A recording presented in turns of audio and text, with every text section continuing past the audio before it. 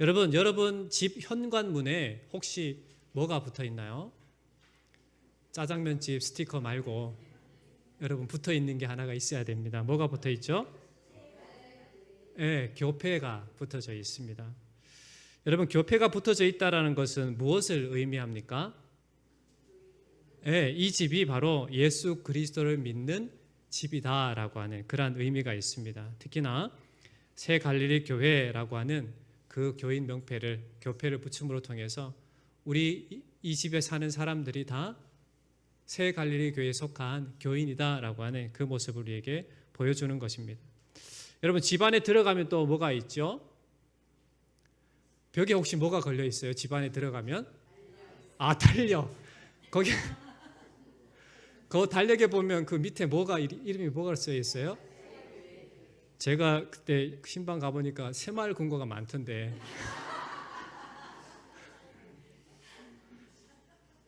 여러분 집에 이제 들어가면 여러분이 말씀하신 것처럼 달력도 걸려 있고 또 어떤 데는 가면 십자가도 걸려 있고 어떤 데는 성화나 이런 것도 걸려 있고 또 식탁에 보면 성경책도 놓여져 있고 장식장에 보면 또 십자가도 이렇게 놓여 있거나 또 여러분이 임직을 받으실 때 받은 임직패 이러한 것들이 놓여져 있는 것을 보게 됩니다.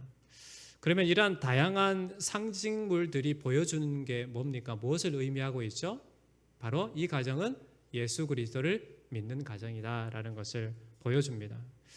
이러한 것이 어떤 장식물로서의 의미뿐만 아니라 이것은 나의 존재가 진짜 예수님을 따르는 사람이다라고 하는 것을 증명하는 어떤 상징적인 것이 될 수 있을 겁니다. 그러면 이러한 상징물이 없다고 해서 이러한 상징물이 존재하지 않는다라고 해서 예수 믿는 것이 아닌가 이렇게 이야기할 수 있을 겁니다. 그러나 이러한 것이 없다 하더라도 우리의 신비에 분명하게 새겨진 것이 있습니다. 그게 무엇이죠? 예수 그리스도의 사람이다라고 하는 겁니다. 우리 안에 내주하시는 성령 하나님께서 우리의 마음으로 우리의 입술로 우리 주 예수 그리스도를 나의 구주로 이렇게 영접하고 고백할 수 있도록 하신 그 놀라우신 은혜가 우리의 신비에 우리의 마음판에 새겨져 있습니다. 그러기에 예수 그리스도의 나의 구주로 영접하고 예수 그리스도를 나의 모든 것 되시는 주인으로 모시면서 사는 것이 바로 저와 여러분인 줄 믿습니다. 그런 의미에서 옆에 분 다시 한번 봐보세요. 예수님 닮으셨죠? 네. 진짜 예수님 닮으셨네요. 한번 얘기해 보세요.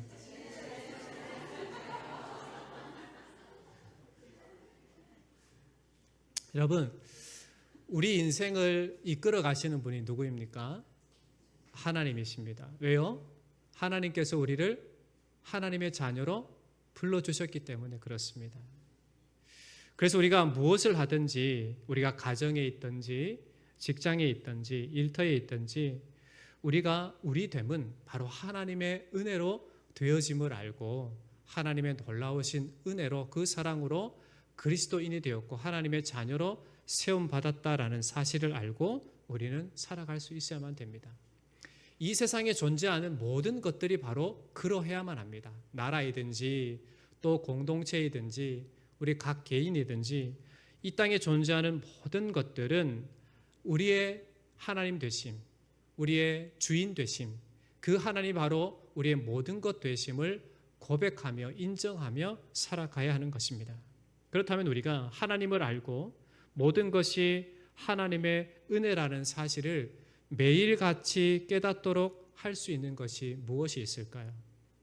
그의 은혜로 인하여 구원함을 받았고 그의 능력으로 우리의 인생 가운데 역사하시며 그의 능력으로 살아가게 하신 것을 어떻게 우리가 매일같이 기억하며 살아갈 수 있을까요? 우리는 무엇보다 예배를 통해 말씀을 통해 기도를 통해 하나님의 말씀에 순종함으로 나의 나됨이 하나님의 은혜요 내가 하는 것이 아니라 주님께서 행하시고 모든 능력의 근원이 바로 주님으로부터이다라는 사실을 기억할 수 있어야 하는 것입니다. 오늘 말씀에 성전 현관에 노수로 된 두 기둥을 세우는 장면을 보여줍니다.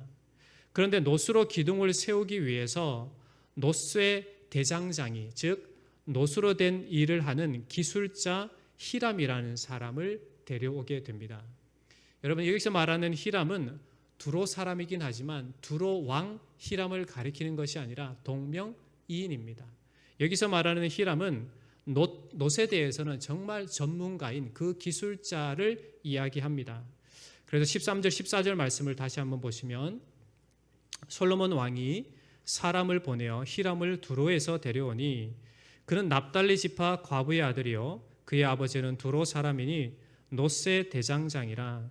이 히람은 모든 놋 일의 지혜와 총명과 재능을 구비한 자이더니 솔로몬 왕에게 와서 그 모든 공사를 하니라. 히람은 놋으로 하는 모든 일에 있어서 지혜와 총명과 그리고 재능을 가진 사람이었습니다. 솔로몬은 그를 통해서 성전 현관에 놋으로 기둥 둘을 만들게 합니다. 그리고 그 기둥의 이름을 오른쪽에 있는 기둥의 이름을 야긴이라고 이렇게 이름을 하고 왼쪽에 있는 이름을 보아스다라고 이렇게 이야기합니다. 이 야긴이라고 하는 것은 굳게 서다 그리고 견고하다라고 하는 그러한 뜻을 가지고 있는데 그가 세우실 것이다라고 하는 의미가 있습니다. 즉 하나님께서 세우실 것이다라는 의미를 갖고 있습니다. 즉 하나님께서 솔로몬을 통해서 나라를 견고하게 하시고 솔로몬의 왕위를 견고케 하시겠다라고 하는 그러한 약속이 담겨져 있는 의미입니다. 이 말은 다윗 왕조를 세우시고 지탱해 가시는 분이 오직 하나님이시다라는 것을 이야기합니다. 즉 하나님의 주도권을 인정하고 신앙적으로 고백하는 의미를 가진 것이 바로 이 야긴이다라고 할 수가 있습니다. 왼쪽에는 보아스라고 하는 이름을 지었는데 이 말은 힘이 있다 그리고 강하다라고 하는 그런 뜻을 가지고 있는데 그분 안에 능력이 있다. 즉 하나님 안에 능력이 있다라고 하는 그런 의미입니다. 이 말은 성전 자체의 견고함과 그리고 안정성을 상징할 뿐만 아니라 다윗 왕조에게 힘과 능력을 주시는 분이 바로 하나님이시다라는 것을 인정하고 고백하고 그리고 절대적으로 그 하나님을 의지하는 절대 의존성을 드러내는 그러한 의미를 갖고 있다라고 말씀을 드릴 수가 있습니다. 다윗에게 허락하신 왕권을 주신 하나님의 은혜에 감사하고 또 성공적인 통치를 위해서 하나님을 의존할 것을 증거하기 위한 신앙의 표현으로 이 두 기둥을 세웠던 것입니다. 솔로몬이 이와 같이 하나님께서 그의 왕위를 세우시고 견고하게 하시고 도와주실 것을 그 성전을 오고 가는 백성들과 또 후대 왕들이 이 기둥을 보고 나서 하나님께만 소망을 두고 하나님께만 전적으로 의지하고 살아갈 수 있도록 하기 위해서 이렇게 지어준 것입니다. 그렇다면 이렇게 놋으로 하는 모든 일에 있어서 지혜와 총명과 재능을 가진 이 히람의 능력은 누구로부터 기인된 것입니까? 그 사람의 능력과 지혜와 총명이 아니라 하나님께서 그에게 허락해 주신 것입니다. 이렇게 거대한 성전을 짓고 멋진 성전을 짓도록 솔로몬에게 허락하신 이가 누구이십니까? 하나님이십니다. 바로 하나님께서 히람에게 지혜와 명철과 총명을 주셨고 솔로몬에게 힘과 지혜와 권능을 주셔서 성전을 건축하도록 성전을 세우도록 그렇게 하셨다라는 겁니다. 이런 하나님에 대해서 솔로몬은 성전을 오고 가는 모든 자들 또한 모든 것이 하나님의 은혜임을 기억하도록 하기 위해서 야긴 그리고 보아스라 이렇게 이름을 하게 된 겁니다. 오늘 우리는 이 말씀을 통해서 우리 인생에 있어서도 우리 인생에 있어야 할 이 두 기둥이 무엇인가를 생각해 볼 수가 있습니다. 솔로몬이 성전 현관에 두 기둥을 세우고 야긴과 보아스라 이렇게 이름한 것처럼 우리 인생에 있어서 두 기둥, 즉 거룩한 성령의 전으로 살아가게 하시고 우리 인생에 있어서 무엇보다 하나님의 온전하신 선하신 뜻을 따라 살아가도록 하기 위해서 우리가 분명하게 알아야 할 것이 무엇인가를 두 가지로 살펴볼 수가 있습니다. 첫 번째 우리가 우리 인생에 반드시 세워야 할 하나의 기둥은 바로 솔로몬이 이야기한 것처럼 야긴이 되어야만 합니다. 즉 그가 세우시리라 그가 세우리라 라고 하는 이 뜻을 가진 기둥처럼 하나님께서 우리를 택하시고 우리로 자녀 삼으시고 우리로 믿음의 사람으로 세우셔서 살아가도록 하셨다라는 겁니다. 그러기에 그 은혜를 알고 우리가 하나님께 온전히 예배와 말씀과 기도를 통해 하나님 앞에 부르심을 받은 하나님께서 세우신 자로서의 마땅한 삶의 모습을 하나님께 올려드려야 된다라는 겁니다. 우리가 이렇게 하나님의 자녀로 세움받은 것은 바로 하나님의 영광을 찬양하도록 하나님의 기쁨이 되게 하기 위하여 우리를 부르셨다라는 사실을 알아야만 합니다. 에베소서 2장 8절에 우리에게 이렇게 말씀합니다. 너희는 그 은혜에 의하여 믿음으로 말미암아 구원을 받았으니 이것은 너희에게서 난 것이 아니요 하나님의 선물이라. 이렇게 분명하게 말씀을 하고 있습니다. 이처럼 하나님의 전적인 은혜로 세움받은 자로 마땅한 바는 하나님 앞에 예배함이며 하나님의 자녀됨을 기억하기 위해서 항상 생명의 말씀을 묵상하고 자녀로서 마땅히 기도함으로 아빠 아버지와의 깊은 영적 교제함으로 살아가야 된다라는 겁니다. 여러분은 하나님의 은혜로 세움받으신 줄 믿습니까?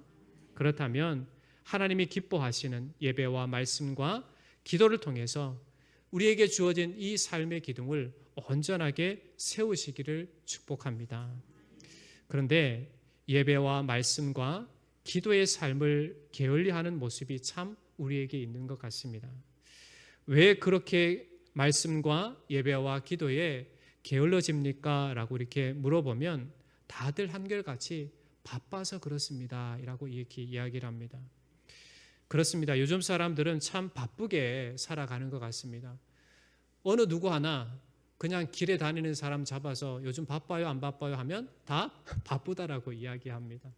무엇을 향해 가는지 모르고 무엇을 향해 살아가는지 모르지만 다 바쁘게 그렇게 생활을 하고 있습니다.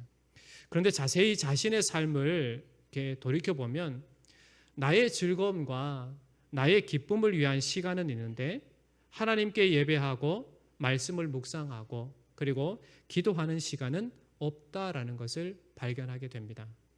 나를 위한 여유의 시간, 즐거움의 시간은 있어도 하나님을 기쁘시게 하는 예배의 시간은 없다라는 것이 문제입니다. TV를 보고 인터넷을 보고 핸드폰을 보는 시간은 있어도 말씀을 묵상하는 시간은 없다라는 것이 문제입니다. 사람들과 교제하고 보내는 시간은 있어도 하나님과의 깊은 기도의 교제의 시간은 없다라는 것이 문제가 되는 것입니다. 우리가 하나님의 자녀로 부르심을 받고 세움을 받았다면 하나님을 향한 예배와 말씀과 기도의 삶은 반드시 있어야만 합니다. 여기에 게을러서는 안 된다라는 것은 우리는 분명하게 알고 있습니다.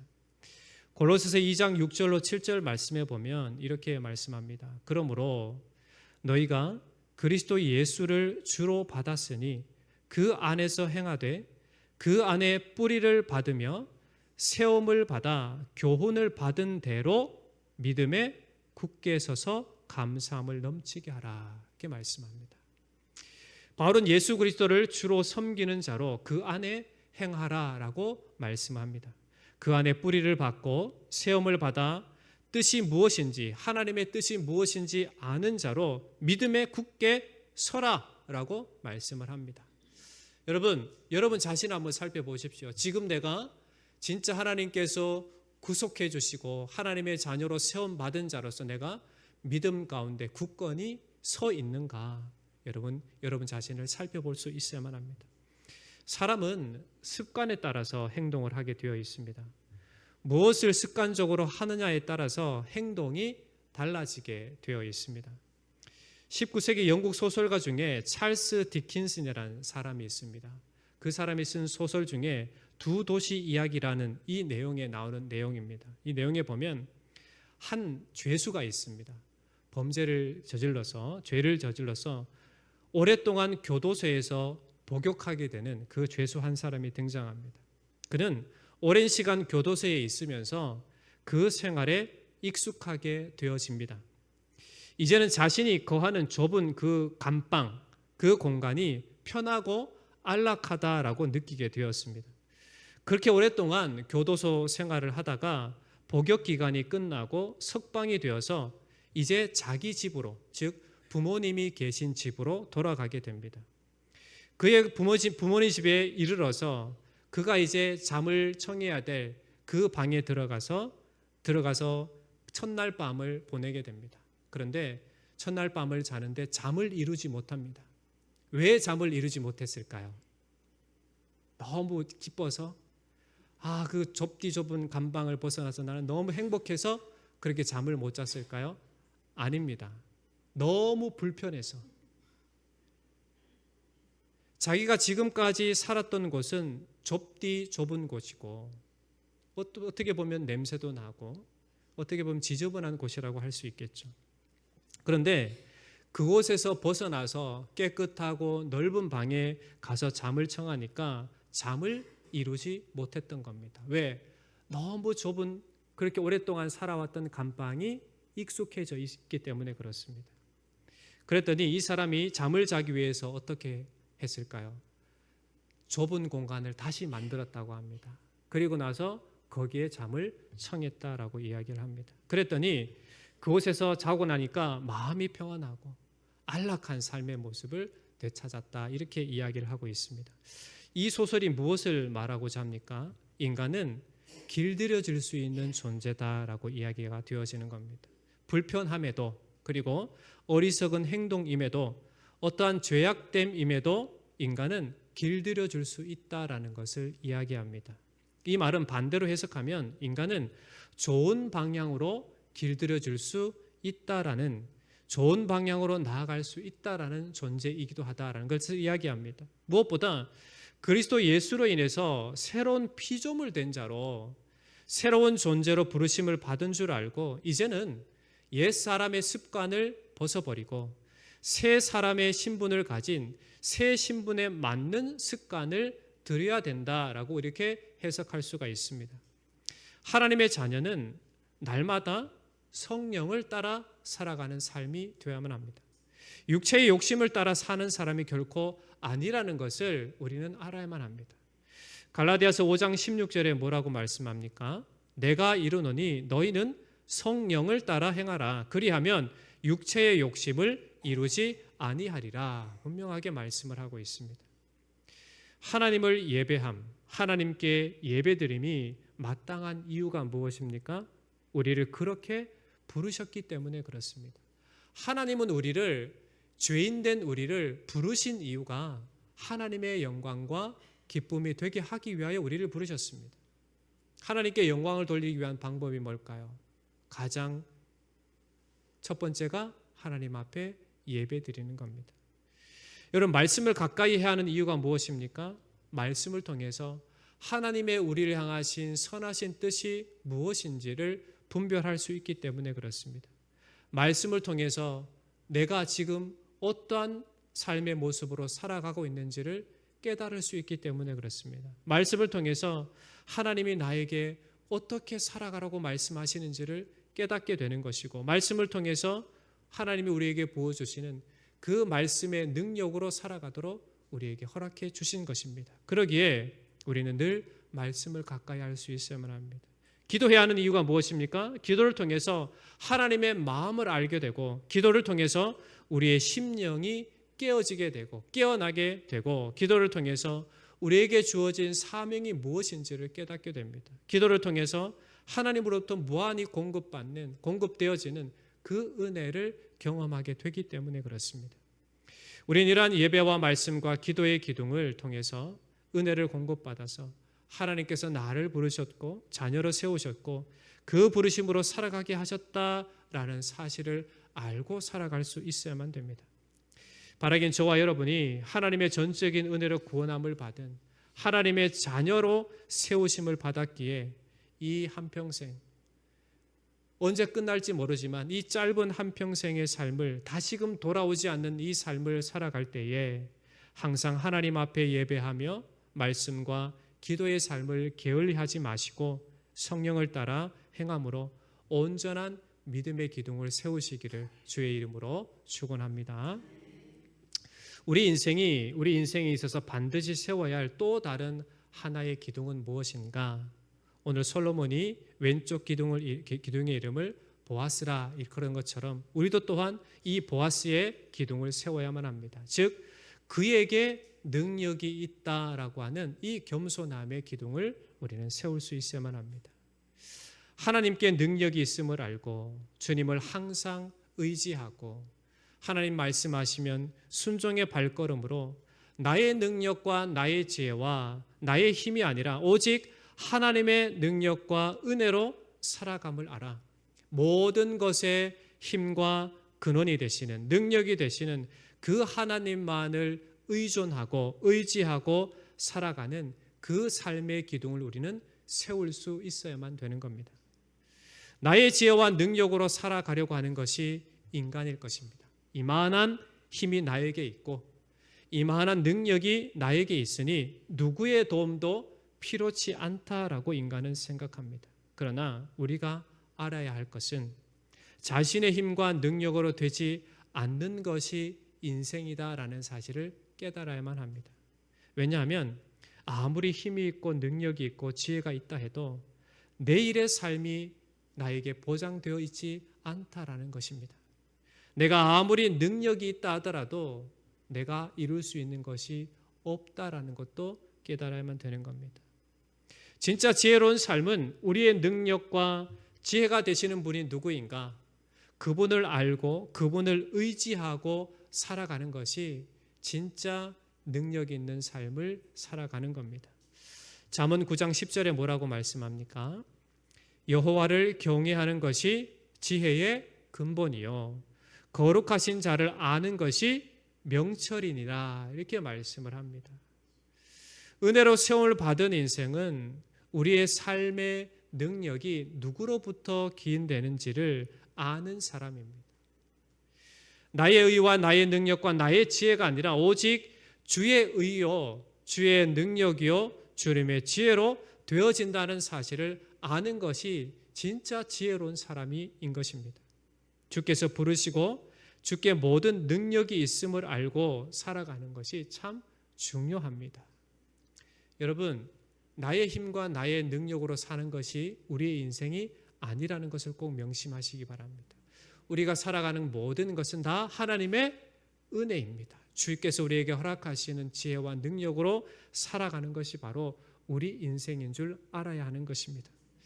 여러분, 여러분의 능력과 지혜로 살아가십니까? 아니면 주님께서 주시는 지혜와 능력으로 살아가십니까? 바라기는 주께서 우리에게 허락하시는 그 지혜와 능력으로 꼭 살아가시기를 축원합니다. 능력이 하나님께서 우리 인생 가운데 역사하시는 방법이 세 가지가 있다고 합니다. 첫 번째는 하나님께서 직접 개입하시는 방법입니다.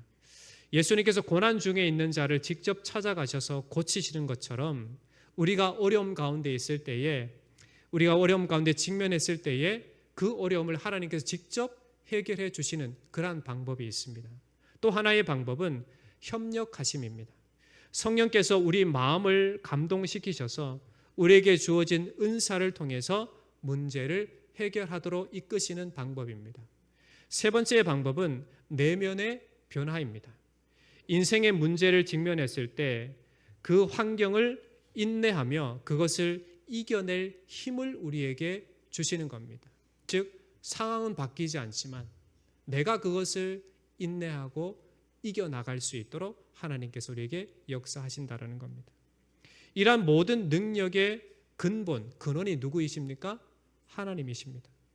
오직 그에게 능력이 있음을 우리는 알아야만 되는 겁니다. 오늘 놋 대장장이 놋 기술자인 히람에게 이 지혜와 총명을 능력을 허락하신 분이 누구입니까? 하나님이십니다. 솔로몬으로 하여금 성전을 짓게 하신 이가 누구이십니까?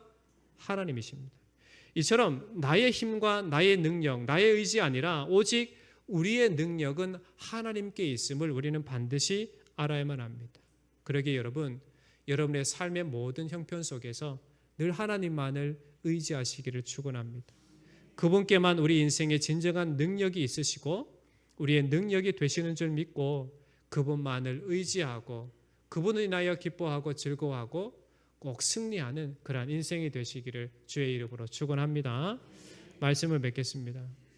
여러분 성경 전체를 두 가지로 요약하면 두 가지로 우리가 요약을 한다고 하면 하나님을 사랑하라 그리고 이웃을 사랑하라라고 요약해 볼 수가 있습니다. 이것은 성경을 이루는 두 기둥이다 이렇게 이야기할 수가 있습니다.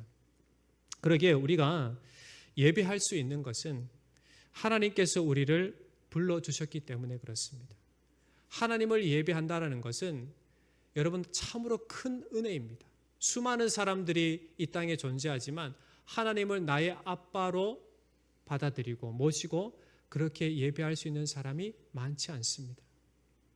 그러기에 하나님의 은혜로 세움을 받았기 때문에 우리는 온 마음을 다해서 우리를 세우신 그 하나님 앞에 기쁨과 감사로 예배하고 하나님의 말씀을 가까이 하고 늘 구분과 깊은 교제함 가운데 살아갈 수 있어야만 되는 겁니다. 우리가 하나님의 전적인 은혜로 구원함을 받은 자로서 우리의 모든 삶의 현실 속에서 우리가 살아가야 될 삶의 모습이 뭡니까? 주님만을 의지하는 겁니다. 나의 지혜와 나의 능력과 나의 힘으로 살아가는 것이 아니라 모든 것의 근원이 되시는 그 하나님만을 온전히 의지하며 살아가는 겁니다. 그것이 우리 인생의 승리의 비결이 되는 겁니다. 바라기는 여러분의 모든 삶의 현장 속에서 이러한 야긴과 보아스와 같은 놀라운 하나님의 은혜를 경험하고 그로 말미암아 하나님이 기뻐하시는 자로 하나님으로 승리케 하시는 그러한 인생들이 다 되시기를 여러분의 삶의 현장이 되시기를 주의 이름으로 축원합니다. 기도하겠습니다. 하나님 아버지, 우리로 하나님의 자녀로 세우시니 참 감사합니다. 우리에게 아무 능력이 없지만 우리에게 능력 주시는 그 하나님께서 우리의 하나님이 되셔서 우리가 살아가는 모든 삶의 현장 속에서 주께서 공급하시는 그 능력으로 살아가도록 우리를 세우시니 우리를 불러주시니 우리와 함께 하시니 참 감사합니다. 그러기 하나님, 우리가 인생을 살아가는 동안 늘 하나님 우리를 세우시고 우리를 부르신 우리를 자녀 삼으신 그 하나님께 날마다 예배하며 주님의 말씀과 기도로 깊은 교제함 가운데 살아가게 인도하여 주시고 우리의 모든 삶의 형편 속에서 나의 지혜와 능력을 의지하는 것이 아니라 모든 것을 잊게 하시는 모든 것의 근원이 되시는 그 하나님만을 의지하고 그 능력으로 살아내고 승리하는 인생들이 다 되게 역사해 주옵소서. 살아계신 예수님 이름으로 간절히 기도하옵나이다. 아멘.